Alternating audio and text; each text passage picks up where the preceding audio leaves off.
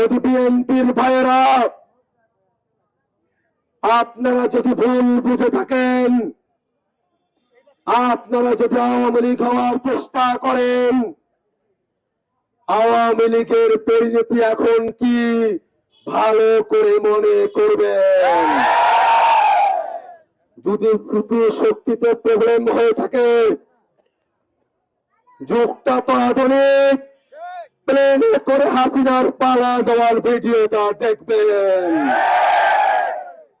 ভাইরা আমার, এই বাংলাদেশে আমরা খেয়াল করে দেখেছি 11 দলের পক্ষে প্রচারণা করতে যাওয়ার কারণে আমাদের নারী কর্মীদেরকে তারা হেনস্থা করছে। অত্যন্ত অসভ্যের মতো, ছায়া খুলে দেওয়ার মতো নোংরা বক্তব্য তারা প্রদান করছে। বিএনপির ভাইয়েরা, আমাদের বোনেদের সাথে বেয়াদবি করে তোমরা পার পাবা না। এখনো নির্বাচনের দিন বাকি আছে। আমাদের বোনেদের কাছে ক্ষমা চাই, তওবা করে পুলিশের রাজনীতি নিয়ে আসো, না হলে 12 তারিখে আমাদের বোনেরা ভোট কেন্দ্রে তোমাদেরকে প্রত্যাখ্যান করবে।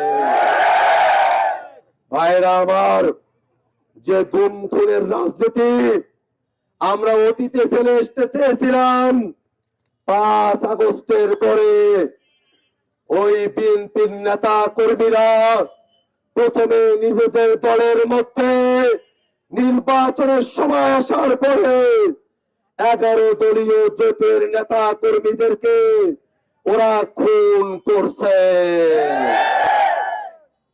তারেক রহমান সাহেবকে স্পষ্ট করে বলতে চাই, আপনি বিদেশে থেকে এসেছেন এতগুলো বছর, কিন্তু আপনার কর্মীদেরকে আধুনিক গণতন্ত্রের কোন দীক্ষাই দিতে পারেন না। আপনি যদি আধুনিক গণতন্ত্রের দীক্ষা তাদেরকে দিতেন, তারা পলিসি নিয়ে মানুষের কাছে যেত, কিন্তু পলিসির বদলে পেটোয়া বাহিনী নিয়ে বিএনপি সারা দেশে মহড়া করছে। তারেক রহমান সাহেব,